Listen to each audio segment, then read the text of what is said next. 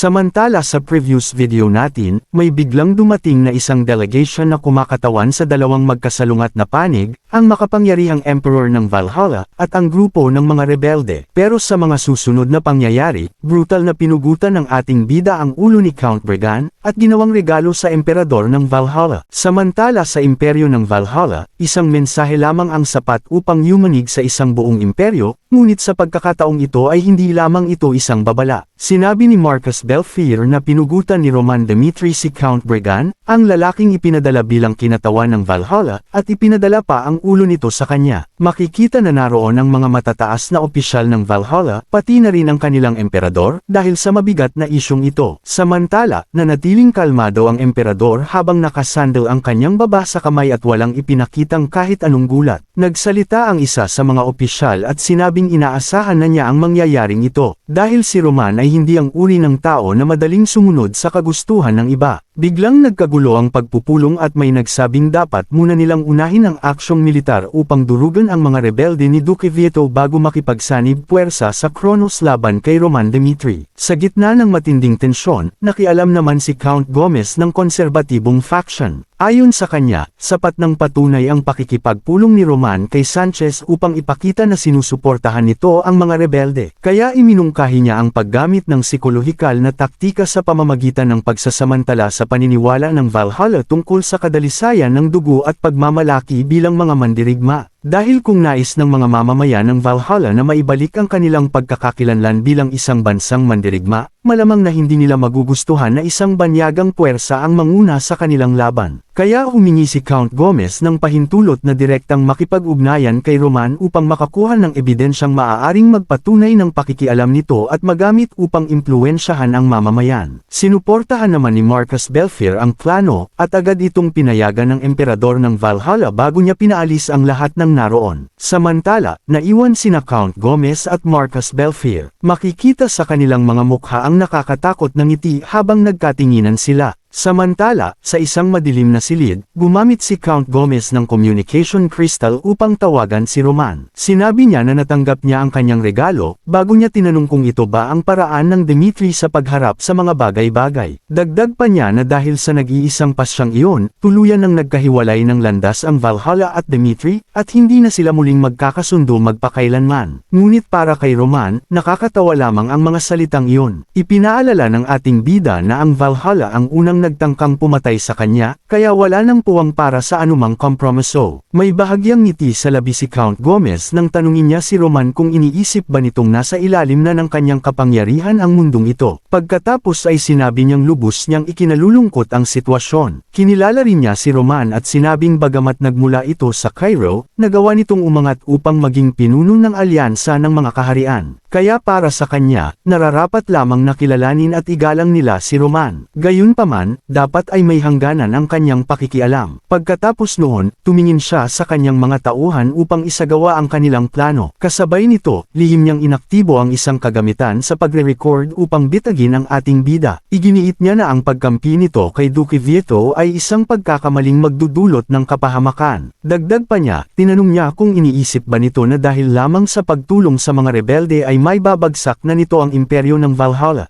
Ngunit sa kanyang isipan, hinihintay lamang niyang magsalita si Roman. Kapag nakakuha sila ng ebidensyang nakipagsabuatan ito kay Duque Vieto, tapos na ang lahat para sa kanila. Gayunman, agad na sinagot ni Roman na wala silang anumang ugnayan kay Duque Vieto. Dahil dito, biglang nagulat si Count Gomez dahil iba ito sa kanyang inaasahan. Naniniwala ang ating bida na malinaw na niyang naipahayag ang kanyang paninindigan. Mula sa sandaling hayagan siyang tangkaing patayin, wala na siyang anumang balak na makipagkompromiso sa Valhalla. Naiinis si Count Gomez dahil hinayaan nitong manig ang personal na paghihiganti at nalihis ang tunay na usapin. Dagdag pa ng ating bida na kung malugmok man ang Valhalla sa isang digmaang sibil o hindi, wala itong gaanong kahalagahan para sa kanya. Dahil Dahil ang tunay na problema ay ang katawa-tawang pag-uugali nito. Kaya sa ganitong takbo ng mga pangyayari, mawawalan na ng kabuluhan ang anumang ebidensya o record na kanilang makukuha. Pagkatapos nito, inilatag ni Roman ang tanging paraan upang maibalik ang relasyon ng Dmitri at Valhalla. Sinabi niya na kailangang personal na magtungo ang emperador ng Valhalla at humingi ng tawad sa kanya. Nagalit ang mga opisyal nang marinig yun at tinanong kung paano niya nagagawang magsalita ng ganoong kalapastanganan. Galit ding tinanong ni Count Gomez kung handa ba talaga siyang harapin ang Valhalla hanggang sa pinakadulo. Ngunit matatag na sinabi ng ating bida na kung tatanggihan nila ang alok na iyon, ang Dmitri ay opisyal na magdedeklara ng digmaan laban sa imperyo ng Valhalla at ituturing ito bilang isang kaaway na bansa. Pagkatapos ng pag-uusap, nagbulang-bulungan ang mga tao at tinanong kung hindi ba't parang nagdeklara na si Roman ng digmaan laban sa imperyo ng Valhalla. Biglang pumasok si Marcus Belfier at ipinaalam na si Roman mismo ang uri ng tao na walang pag-aalinlangang gagawa ng ganoong bagay. Tumugon naman si Count Gomez na mukhang nahulog sila sa isang bitag. Dagdag pa niya na tunay ngang isa si Roman na tuso at mapanlinlang na halimaw. Habang pinag-aaralan nila ang estratehikong mapa, napagtanto nila na malamang ay gagalawin ni Roman ang kanyang mga hukbo bilang formal na deklarasyon ng digmaan. Napansin niya na maaaring gamitin ni Roman ang kaharian ng Hector bilang daanan patungo sa hilagang hangganan ng Valhalla dahil magkakampi ang mga ito. Dahil dito, agad siyang nag-utos na magpadala ng mga hukbo sa hilagang harapan upang maiwasang maipit sila sa sabayang pag-atake ng mga rebelde at ng panig ni Roman. Hindi nagtagal, dumating ang isang mensahero dala ang nakapangangilabot na balita. Ipinaalam nito na inatake ng mga rebelde ni Duque Vieto ang lungsod ng Hernan. Samantala, sa ibang eksena, makikita nating wasak na ang matitibay na pader ng lungsod at patuloy na dumadaloy ang mga rebelde sa mga nabuksang bahagi ng depensa. Makikita naman ang mga kabalyero ng Valhalla na pilit pa ring ipinagtatanggol ang lungsod ng Hernan upang hindi ito mabihag ng mga rebelde. Makikita rin natin na personal na pinamumunuan ni Duque Vieto ang paglusob habang walang kahirap-hirap na pinababagsak ang mga gwardya ng imperyo gamit ang kanyang palakol. Habang nakikipaglaban, sinabi niya sa kanyang mga tauhan na sumunod sa kanya upang baguhin ang kanilang bansa. Sa gitna ng nagliliyab na lungsod at matinding digmaan, hinarap niya ang mga sundalo at mamamayan at inalok ang mga ito ng pagsuko. Ipinangako niya na patatawarin niya ang lahat ng susuko. Bilang kapalit, nangako si Duque Vieto na ibabalik niya ang tunay na karangalan ng mga mandirigma ng Valhalla na ayon sa kanya ay sinira ng kasalukuyang pamahalaan. Samantala, sa punong himpilan para sa pagsugpo sa rebelyon, nakatitig si Count Gomez sa mga mapa ng digmaan habang sinusubukang tanggapin ang napakabilis na pagbagsak ng Hernan. Ipinaalam ng isang sundalo na sa maikling panahon ay bumagsak na ang Hernan. Nasakop na ni Duque Vieto ang lungsod at mukhang naghahanda na siya para sa susunod na pagkubkob. Hindi makapaniwala si Count Gomez dahil sa napakaikling panahon ay bumagsak kaagad ang lungsod ng Hernan. Dahil dito, naging seryoso siya at agad na iniutos ang pagpapakilos sa pinakamalalakas na mandirigma ng Valhalla, maliban kay Caesar na nananatiling nasa tabi ng emperador. Dagdag pa niya na ang tanging makapangyarihang puwersang maipapadala ng kalaban ay si Valderez. Anuman ang mga paghahandang ginawa nila, kung mapapakilos nila ang kanilang pinakamataas na ranggong mga mandirigma, hindi sila mapipigilan ng mga rebelde. Sa gitna ng kanyang pagpaplano, biglang pumasok ang isang kabalyero na may dalang masamang balita. Ipinaalam nito na ang mga pinakamataas na ranggong mandirigma ng Valhalla ay ipinatawag para sa isang laban na magpapasya sa kanilang kapalaran. Nagulat si Count Gomez nang marinig ang balitang iyon dahil ngayon lamang niya ito nalaman. Sinasabi rito na ayon sa banal na tradisyon ng Valhalla, ang mga labanang hanggang kamatayan ay mas mataas ang prioridad kaysa sa anumang utos militar, kahit pa sa panahon ng digmaan. Dahil dito, ang lahat ng top-ranked warriors ay obligadong dumalo. Galit na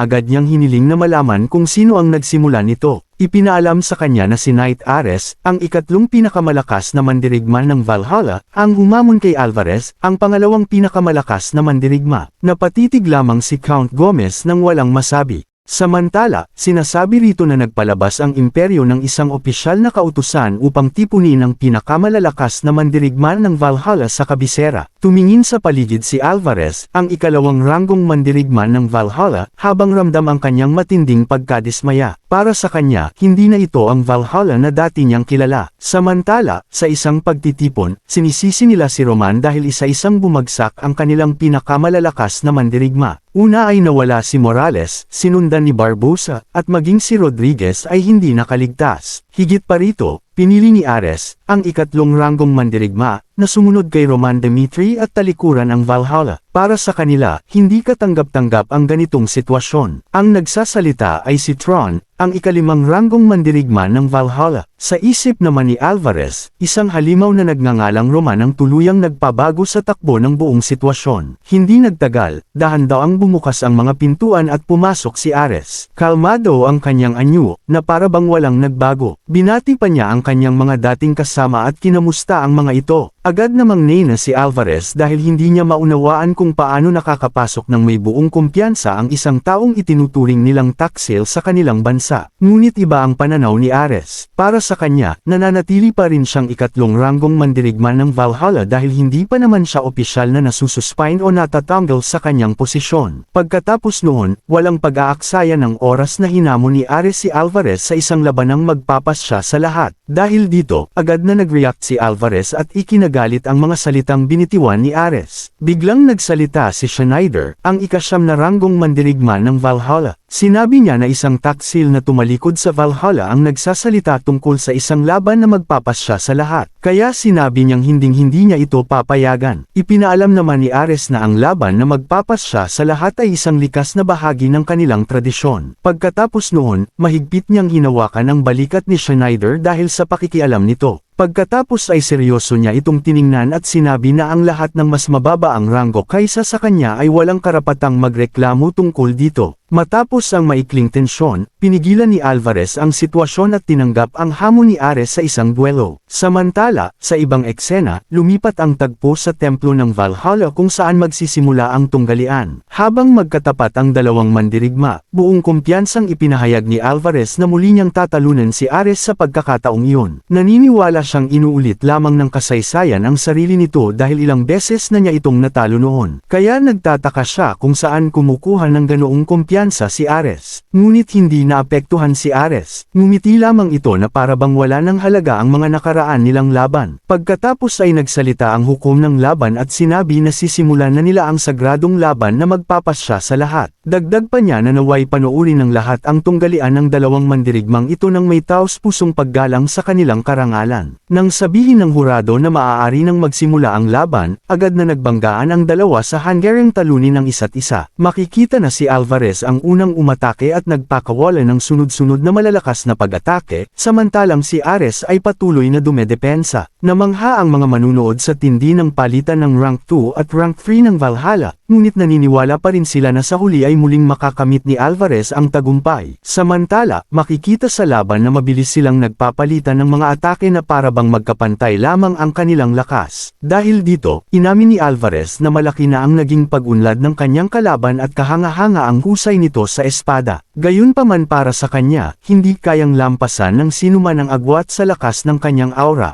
Upang patunayan ito, nagpakawala siya ng isang napakalakas na pag-atake. Ngunit sa isang iglap, tila tinamaan nito si Ares, subalit isang aura after image lamang pala ang kanyang nataman. Nena si Alvarez kay Ares dahil mukhang umaasa pa rin ito sa mga mababang uri ng panlilinlang. Makikita naman na nananatiling kalmado si Ares, kaya hindi maintindihan ni Alvarez kung ano ang tunay na nasa isip ng kanyang kalaban. Dahil dito napagtanto ni Alvarez na hindi na siya maaaring magpigil, kaya nagpasya siyang wakasan ang laban sa isang huling pag-atake. Makikita na mahigpit niyang hawak ang kanyang espada habang patuloy na nag-iipon ng aura para sa napakalakas na atakeng ibibigay niya sa kanyang kalaban. Pagkatapos nito, ginamit ni Alvarez ang kanyang lihim na teknik na Alvarez Secret Art Explosion, isang pag-atakeng may anyong dalawang hiwang bumubuo ng krus. Ngunit hindi man lamang natinag si Ares sa matinding pag-atake ng kanyang kalaban. Sa halip tila natutuwa pa siya rito. Makikita na eksaktong tumama ang pag-atake, at sa loob ng isang sandali ay naniwala si Alvarez na nagtagumpay na siya. Ngunit sa sumunod na segundo ay may hindi inaasahang nangyari. Mula sa makapal na usok ay lumabas si Ares nang walang kahit kaunting pinsala. Bago pa makapag-react si Alvarez, agad siyang ginantihan ni Ares at pinutol ang kanyang braso upang hindi na siya makalaban pa. Nahulog sa lupa ang kanyang espada habang napaatras siya sa matinding sakit. Pagkatapos Pagkatapos noon, itinutok ni Ares ang kanyang espada sa kawawang si Alvarez. Dagdag pa niya, sinabi na iyon mismo ang dahilan kung bakit niya iniwan ang Valhalla at nagpas siyang sumapi sa Dimitri. Hindi makapaniwala si Alvarez dahil sa tingin niya ay naabot na ni Ares ang isang ganap na bagong antas ng lakas. Dahil isa na itong ganap na 6-star swordsman. Kaya nanginginig niyang sinabi na mula pa sa simula ng laban ay itinatago ni Ares ang tunay nitong kapangyarihan, kaya nagawa nitong manatiling kalmado habang nakikipagduelo sa kanya. Ayon kay Ares, mula ngayon ay wala ng sinuman sa Valhalla ang maihahambing sa kanyang talento. Ang sumunod ay isang ganap na dominasyon dahil sunod-sunod ang kanyang mga pag-atake at hindi niya binigyan si Alvarez ng kahit kaunting pagkakataong makabawi. Hindi makapaniwala ang mga nanunood na rankers sa kanilang nasasaksihan dahil ang mandirigmang inaasahan nilang magwawagi ay lubos ng natalo. Samantala, hindi rin makapaniwala si Count Gomez dahil ang isa sa pinakamalalakas nilang mandirigma ay madaling natalo ni Ares.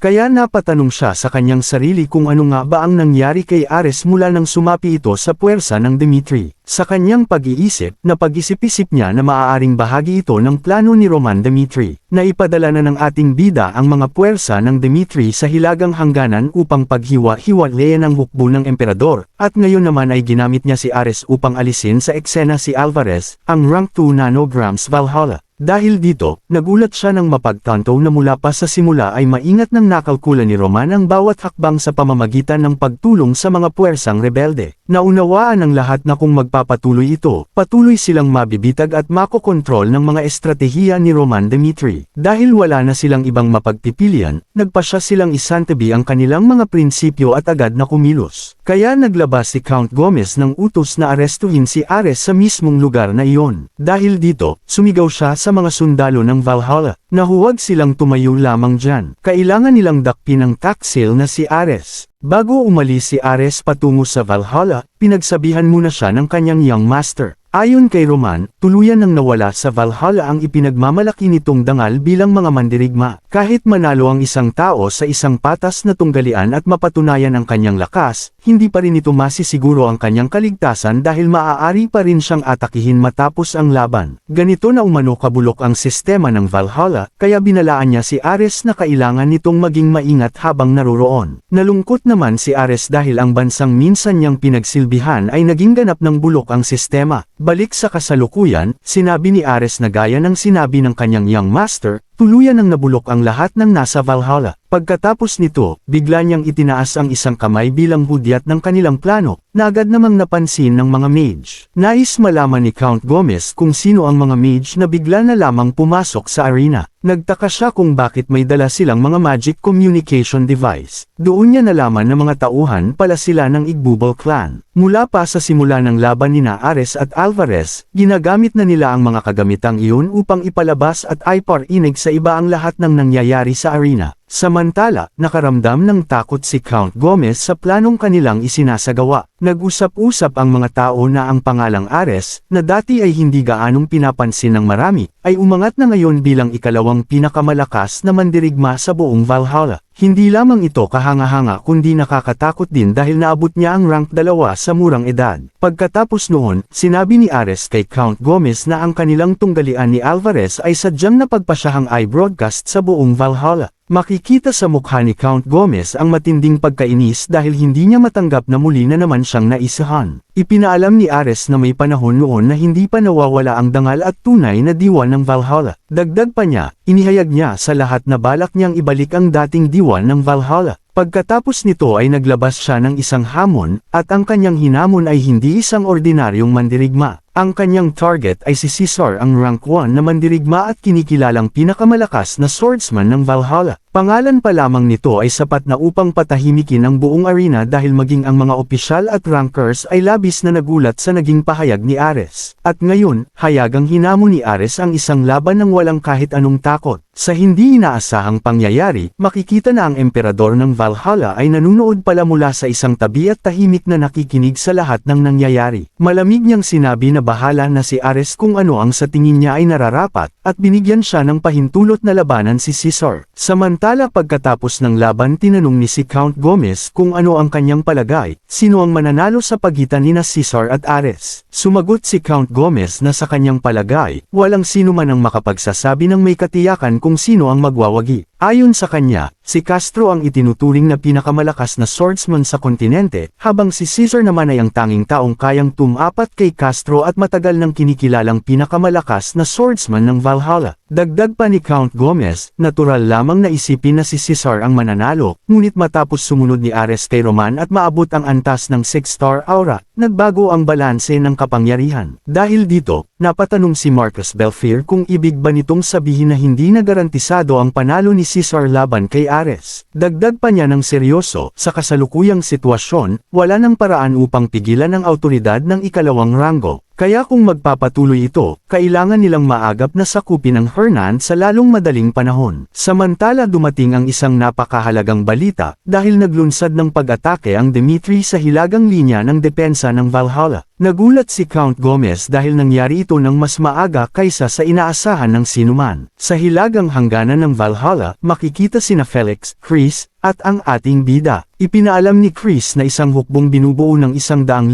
sundalo ang sumusulong patungo sa pinakamahalagang depensibong posisyon ng Valhalla. Mukhang napagpasyahan ng kalaban na mas mahalagang supulan ang mga puwersang rebelde kaysa unahin ang hilagang linya ng digmaan. Ngumiti ang ating bida dahil eksaktong tugma ito sa kanyang plano. Gayunpaman, sa kanyang isipan, nananatiling pabor pa rin sa imperial na pamilya ng Valhalla ang kasalukuyang sitwasyon. Dahil kung nais ng mga rebelde na makamit ang makabuluhang resulta laban sa imperial na pamilya ng Valhalla, hindi sila dapat bigyan kahit isang sandaling pahinga. Kaya tinanong ng ating bida si Felix kung gaano katagal ang kailangan niya upang pabagsakin ang mga pader ng Valhalla. Sumagot si Felix sa kanyang Panginoon na sa loob lamang ng 1 oras ay may babagsak niya ito ng tuluyan. Samantala sa kabilang panig, tinanong ng isang commander ng Valhalla na si Marcus Killian kung ano ang sitwasyon ng mga puwersa ng kalaban. Tumugon ang kanyang tauhan na tinatayang humigit kumulang 100,000 sundalo ang pinagsamang hukbo ng alyansa. Dagdag pa niya, ang dapat nilang bantayan ay si Felix ng Phoenix Magic Tower. Kaya tinanong nila si Henir kung nakapaghanda na ba sila ng mga panlaban-laban dito. Sumagot si Henir na wala silang dapat ikabahala, dahil isa siyang Mountain Magic Tower Master. Dagdag pa niya, kayang harangin ng depensibong mahika ng Mountain ang parehong flare at iba pang uri ng pag-ataking mahika. Dahil dito, nagdala sila ng 100 mage mula sa mga Magic Tower para sa layuning iyon. Sinasabi dito ang Mountain ay isa sa mga Magic Tower ng Valhalla, ay dalubhasa sa depensibong mahika na angkop para sa pagtatanggol ng mga kuta at pinatibay na tanggulan. Sinabi ni Marcus Killian na aabutin ng humigit kumulang 10 araw bago tuluyang masakop ng imperial na hukbo ang Hernan, ngunit maaaring kailanganin nilang panatilihin ang kanilang posisyon ng mas matagal pa rito. Bigla namang dumating ang ulat ng isang sundalo, na dumarating na ang mga puwersa ng Dmitri, at kasama nila ang mga flare at Phoenix Mage. Makikita sa puwersa ng Dmitri na may dala silang malalaking flare catapult na gagamitin upang sirain ang depensa ng mga kalaban. Napagtanto ng mga taga-Valhalla na mukhang ang plano ng kalaban ay polanan muna sila ng malalakas na pangmalayuang pag-atake sa mga pader bago magpakawalan ng hukbo upang pilitin ang labanan sa malapitan. Samantala inutusan ni Felix na ihanda ang kanilang offensive attack gamit ang flare catapult. Hindi rin nagpatalo si Henir at ginamit ang kanyang teknik na Stone Shield. Makikita na bumuo siya ng napakalaking pader ng bato upang harangin ang malalakas na pag-atake ng Phoenix Magic Tower. Ngunit ilang sandali lamang matapos mabuo ang malaking batong pader, bigla itong nawasak kahit hindi pa ito direktang tinatamaan ng anumang atake. Dahil dito, nagulat si Henir at napaisip kung ang kanyang teknik ay na-dispel ng kalaban. Ang dispel ay isang uri ng counter magic na kayang burahin ng ibang mahika, at ang lakas nito ay nakadepende sa agwat ng kakayahan ng gumagamit at ng target. Maaaring mukhang simpleng incantation lamang ito, ngunit kung ang kalaban ay labis na nakahihigit, nagiging mas mahirap itong labanan kaysa sa anumang ibang uri ng mahika. Sa ganitong aspeto, ang ginawa ng Dmitri ay malinaw na pagpapakita ng paghamak sa kanilang kalaban. Naiinis si Henir at tinanong kung paano nila nagawang manggahas na subukang makalamang sa Mountain Magic Tower gamit ang dispel. Makikita na patuloy na nasa Syra ang Stone Shield, at kahit pilit nila itong dinidispel, wala pa ring epektong depensa ang Valhalla laban sa puwersa ng Dmitri. Dahil dito, natatarantang sinabi ng kanyang tauhan na hindi nila magawang kontrahin ang spell ng kalaban dahil sa sobrang bilis ng kanilang koordinasyon. Lalong nene si Henir nang mapagtanto niyang 50 mage lamang ng Dmitri ang sabay-sabay na kumikilos ng may perpektong koordinasyon, at isa-isang binabaklas ang mga mahiwagang depensa ng Valhalla. Dahil dito, kinabahan siya at napatanong kung paano nagagawa ng 50 mage ng Dimitri ang mas mabilis na dispel kumpara sa 100 mage nila. Habang unti-unting nahihirapan ang depensa, tinanong siya ni Marcus Killian kung ano ang nangyayari sa kanilang panig. Biglang sumulpot si Prince Edwin at sumali sa digmaan upang tulungan ang Dimitri. Makikita na ginamit niya ang kanyang spell na Flame Cannon patungo sa hangganan ng Valhalla. Bagamat hindi nito tuluyang nabasag ang defensive magic ng kalaban, nagdulot ito ng isang malaking bitek sa kanilang depensa. Sinabi ni Felix sa ganitong antas ng kakayahan sa loob lamang ng ilang buwan ay kahanga-hanga, at sa loob pa ng 5 taon ay maaari siyang tawaging Archmage na magpapamanga sa buong Salamander Continent. Ngunit tumugon si Prince Edwin Hector nang may kabab ang loob na malayo pa ang kailangan niyang pagdaanan. Pagkatapos ng kanilang pag-uusap, nagpakawala siya ng isang malawakang multi-dispel na direktang tumutok sa depensa ng Valhalla.